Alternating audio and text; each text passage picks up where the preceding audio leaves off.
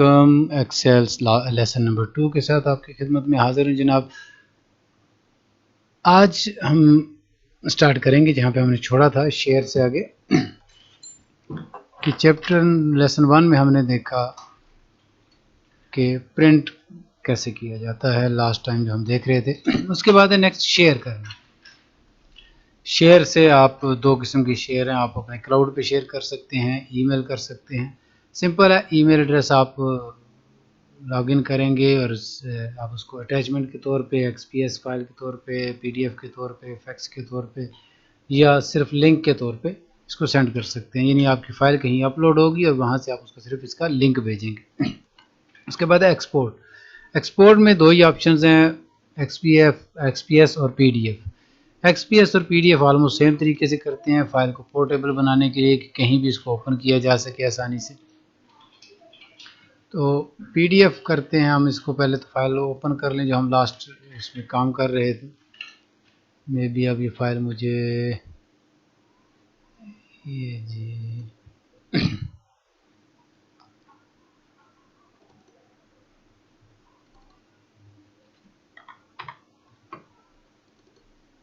Pakistan file के साथ हम काम कर रहे थे। तो जिसने पहला लेक्चर नहीं सुना है वो इस सारे ट्यूटोरियल को समझने के लिए पहला लेक्चर ज़रूर सुन लें। लिंक कोशिश मैं करूँगा कि डिस्क्रिप्शन में दे दूँ। अब नेक्स्ट है, इसको आपने एक्सपोर्ट करना है। एक्सपोर्ट करने से मुराद है कि आप इसको पीडीएफ या एक्सपीएस में सेव करना चाहते हैं ताकि वो कहीं भी फाइल ओपन की जा सके। एक्सपीएस या पीडीएफ में शेयर करने का, एक्सपोर्ट करने का मकसद ये होता है कि आपकी फ़ाइल का एक तो size mostly in most cases वो रिड्यूस हो जाता है, छोटा हो जाता है, उसको ऑनलाइन पब्लिशिंग आसान हो जाती है, ज़्यादा टाइम नहीं लगता अपलोडिंग में। दूसरा, अक्सर वेबसाइट्स पे फाइल्स को अपलोड करने की एक लिमिट होती है कि आप इस साइज़ से बड़ी फ़ाइल अपलोड नहीं कर सकते, तो उस सूरत में भी ये काफ़ी कारआमद रहती है। तीसरा इसका फ़ायदा ये होता है कि आप कहीं भी ऑलमोस्ट हर डिवाइस पे जो कंप्यूटर के हवाले से टेक्नोलॉजी यूज़ करती है उसमें इसको ओपन कर सकते हैं। पब्लिश करेंगे, पब्लिश करने के बाद ये फ़ाइल ऑटोमेटिकली हमें जो है वो सॉफ्टवेयर की डिमांड करेगी कि किस सॉफ्टवेयर में इसको ओपन किया जाए, क्योंकि हमने इसको ओपन आफ्टर पब्लिशिंग किया हुआ। अगर तो कोई पीडीएफ ओपन करने के लिए आपके पास सॉफ्टवेयर मौजूद है तो ये ऑटोमेटिकली उसमें ओपन हो जाएगी बस, वरना ये आपको पीडीएफ ओपन करने के लिए किसी सॉफ्टवेयर को डाउनलोड करने का कहेगा। नेक्स्ट हमारे पास ऑप्शन है जी पब्लिश की। पब्लिश भी ऑलमोस्ट वैसे ही काम करता है जैसे आप फेसबुक पे, ट्विटर पे पोस्ट करते हैं, लेकिन फ़र्क सिर्फ ये है कि वहाँ आपको उस अकाउंट में पहले से लॉगिन होके काम करना पड़ता है। यहाँ से आपका पब्लिश का तरीकाकार ये है, आप इसको जैसे ही यहाँ पे क्लिक करते हैं तो ये आपको आपके क्लाउड की डिमांड करता है कि आप इसको अपने क्लाउड पे सेव कर लें। ऑलमोस्ट शेयर वाला ही प्रोसेस है और इसमें कुछ ज़्यादा फ़र्क नहीं है। उसके बाद है क्लोज़। क्लोज़ हम आपको कल भी बता चुके हैं, कंट्रोल W से, कंट्रोल F4 से आप क्लोज़ करते हैं। क्लोज़ करने की सूरत में ये होता है कि सिर्फ करंट फाइल जो है ये बंद होती है, उसके अलावा जो फाइल्स हैं वो क्लोज़ नहीं होती। इसी तरह कंट्रोल हम आ जाते हैं। अब नेक्स्ट हमारे पास होम है, फाइल ओपन करते हैं जी।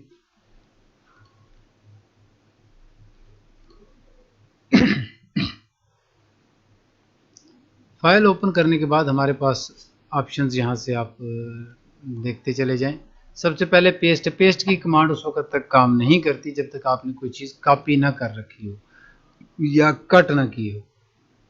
आप इसको यहाँ से कट अगर क्लिक करते हैं तो होता क्या है कि जो आप पास सिलेक्शन है वो उसके इर्द गिर्द एक मार्क की चलना शुरू हो जाती है, जिससे पता चलता है कि ये कॉपी या कट की जा चुकी है। अब इसको हम कहीं भी शिफ्ट करना चाहें तो हम वहाँ जाके पेस्ट को क्लिक कर देते हैं। ऐसा करने से क्या होगा कि जो हमारी जो डाटा है A1 में जो कॉलम सेल में पड़ा है वो D4 में पेस्ट हो जाएगा। इसको पेस्ट किया यहाँ पे, ये D4 में आ गया, ये कट की सूरत में है। अब आप ये चाहते हैं कि डाटा दोनों जगहों पे मौजूद रहे, तो आप क्या करते हैं, आप कट की बजाय कॉपी की कमांड इस्तेमाल करते हैं, बजाय इसके कि आप कट की कमांड इस्तेमाल करें। इसको दोबारा अगर आप चाहते हैं कि जहाँ पे आपने इसको पहले से लिखा है वहाँ भी ये मौजूद रहे और नई जगह पे भी ये मौजूद हो, तो आप इसको कॉपी की कमांड के जरिए कॉपी करते हैं और फिर इसको यहाँ से पेस्ट कर देते हैं। अब कॉपी और कट की दो सूरतें हैं, आपने गौर से देखा होगा कि हम क्लिक करने के लिए माउस का इस्तेमाल करते हैं बार बार, इस तरह टाइम वेस्ट होता है, वेस्ट तो नहीं कह सकते, टाइम ज़्यादा इस्तेमाल होता है। हमारे पास शॉर्टकट कीज़ हैं, कट के ऊपर आप होवर करते हैं तो कट के आगे Ctrl+X लिखा हुआ। Ctrl+X का मतलब है कि आप कंट्रोल की और X की को एक साथ प्रेस करेंगे तो ये कट हो जाएगा। इसी तरह कॉपी के लिए आप Ctrl+C की कमांड इस्तेमाल करते हैं और पेस्ट के लिए Ctrl+V की कमांड इस्तेमाल करते हैं। ये मैंने आपको कल भी बताया कि इसमें दोनों किस्म की आपके पास मौजूद होती, यानी आप इसमें जो स्टैंडर्ड कीज़ हैं, हार्ड कीज़ हैं, शॉर्टकट कीज़ हैं, वो भी यूज़ कर सकते हैं और आप इसमें माइक्रोसॉफ्ट की जो अपनी कीज़ हैं वो भी यूज़ कर सकते हैं। उसके लिए आपको करना क्या होता है कि आप अगर इसको कंट्रोल इंसर्ट करते हैं तो ये कॉपी हो जाता है और अगर शिफ्ट इंसर्ट करते हैं तो ये पेस्ट हो जाता है। ये बिल्कुल वैसे ही काम करता है जैसे Ctrl+V काम करता है, ठीक है। अब Ctrl+Z से भी ये अंडू होता है और Alt बैकस्पेस से भी ये अंडू हो जाता है। तो जैसे जैसे आप इसको करते जाएंगे आपको समझ आती चली जाएगी कि ये कीज़ दोनों तरह से यूज़ हो सकते हैं, कि अगर किसी वक्त आपकी कोई की काम नहीं करती तो आप दूसरी तरफ से माइक्रोसॉफ्ट की एप्लीकेशंस में इसको यूज़ कर सकते हैं। इसी तरह आगे नेक्स्ट है, इसका फॉन्ट है, इसको थोड़ा बड़ा कर लेते हैं और इसको समझने में आसानी के लिए कैलिबरी इसका डिफ़ॉल्ट फॉन्ट होता है माइक्रोसॉफ्ट का, आप इसको डिफ़ॉल्ट फॉन्ट को चेंज कर सकते हैं, फ़िलहाल हम इसको चेंज नहीं कर रहे हैं। यहाँ पे आपके पास मुख्तलिफ जो स्टाइल्स हैं, फेसेस हैं, टाइप फेसेस हैं, वो नज़र आ रहे हैं। आप इनमें से कोई भी एक सिलेक्ट करके देख सकते हैं। जैसे ही आप किसी राइटिंग को सिलेक्ट करते हैं तो जो राइटिंग है उसका स्टाइल चेंज हो जाता है। इसको थोड़ा सा मैं बड़ा कर लेता हूँ ताकि ये वाज़ेह तौर पे नज़र आ सके कि इसमें क्या चेंजिंग हो रही है।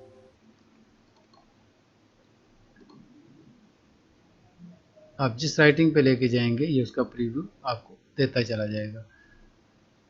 उसके बाद है कि आप इसमें फॉन्ट का साइज़ बड़ा छोटा कर सकते हैं। 48 करता हूँ तो ये काफ़ी छोटा हो जाता है, 72 पे ये उससे बड़ा हो जाएगा। इसी तरह आप इसको नेक्स्ट आपके पास है बोल्ड।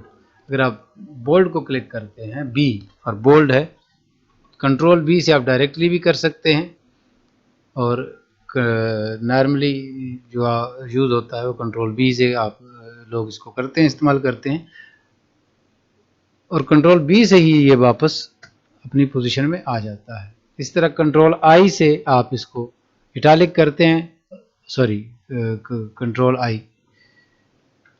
Ctrl+I से इसको इटालिक करते हैं। इटालिक से मतलब है को थोड़ा राइट साइड को झुका हुआ बनेगा। इसी तरह Ctrl+U से अंडरलाइन कि उसके नीचे एक लाइन आ जाएगी, उसी Ctrl+U से आप उस लाइन को ख़त्म कर सकते हैं। नेक्स्ट आपके पास है डबल अंडरलाइन।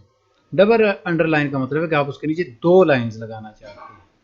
ये बहुत कम यूज़ होता है, मोस्टली ये अकाउंट्स में यूज़ होती है कि जब आप एक रकम लिखते हैं और वहाँ पे आपका टोटल हो जाता है, टोटल के नीचे डबल लाइन लगाई जाती है, तो वहीं पे ये यूज़ होता है।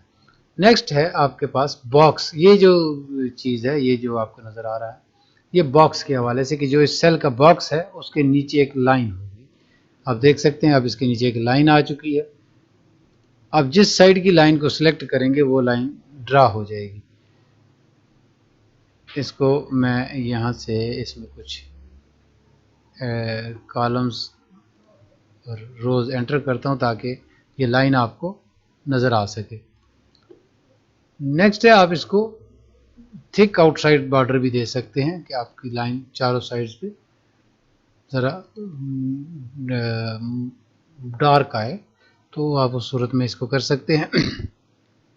लाइन का स्टाइल है जी, नीचे आप अगर आ जाते हैं, बॉटम डबल बॉर्डर है, तो आप इसको अगर डबल बॉर्डर करते हैं तो 2 लाइनें बॉर्डर के एंड पे आ जाती हैं नीचे वाली साइड पे। इसी तरह अगर आपने सिर्फ एक साइड पे थिक बॉर्डर लगाना है और बाकी साइड पे आपने बारीक रखना है, तो वो भी आपके पास ऑप्शन मौजूद है कि आप इसको नो बॉर्डर करते हैं और नीचे आप इसकी थिक बॉर्डर लाइन या दोनों तरफ ऊपर और नीचे थिक बॉर्डर लाइन लगाते हैं, जिससे एक ज़रा बोल्ड किस्म की लाइन इसको लग जाती है। नेक्स्ट है जी ड्रॉ बॉर्डर है और बॉर्डर ग्रिड है। ये आप अपनी मर्जी से बॉर्डर को ड्रा करना चाहते हैं, आप जिस साइड पे इस पेंसिल को क्लिक करेंगे वहाँ पे बॉर्डर की लाइन लग जाएगी। इसी तरह आप बॉर्डर ग्रिड करते हैं तो आप जिस साइड पे, इसको आप देखिएगा कि जिस साइड पे आप रख के करते हैं उस साइड पे ये लाइन बन जाती है। इससे आगे है जी इरेज बॉर्डर। आपने लाइन बना ली 4 साइड पे, अब आप उसको सारे को ख़त्म करके नहीं करना चाहते तो आप किसी एक साइड पे इसको क्लिक करके उस लाइन को ख़त्म कर सकते हैं। नेक्स्ट ऑप्शन है आपके पास लाइन कलर। आपने लाइन का जो कलर देना है आप उसको यहाँ पे, अगर आप इसको बॉर्डर को सिलेक्ट करते हैं तो आप अब जो भी लाइन लगाएंगे वो जो कलर आपने सिलेक्ट किया है उस कलर की लाइन वो लग जाएगी।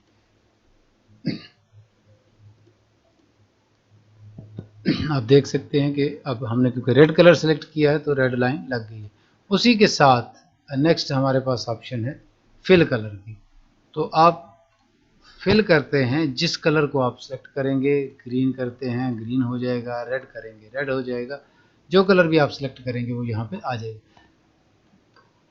फिल कलर के साथ कुछ ऑप्शंस हैं। नो फिल है कि आप बिल्कुल कलर ख़त्म करना चाहते हैं, आपने पहले से फिल कर लिया था, आप उसको ख़त्म करना चाहते हैं, या आप मिक्सर यूज़ करना चाहते हैं, आप अपनी मर्ज़ी का कलर एक तैयार करना चाहते हैं जो लिस्ट में मौजूद नहीं है, तो आप उसको ऐसे यूज़ कर सकते हैं।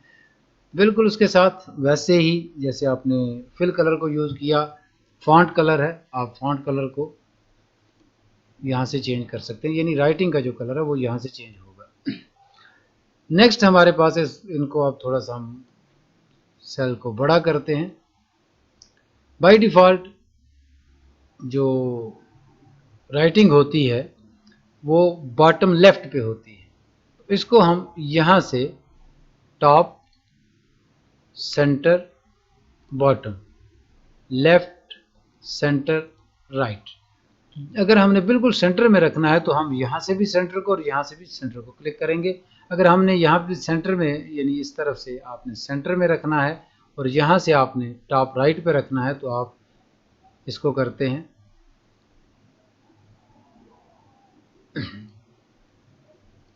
टॉप पे और सेंटर पे। ठीक है, जैसे आप उसको सिलेक्ट करना चाहें आप कर सकते हैं।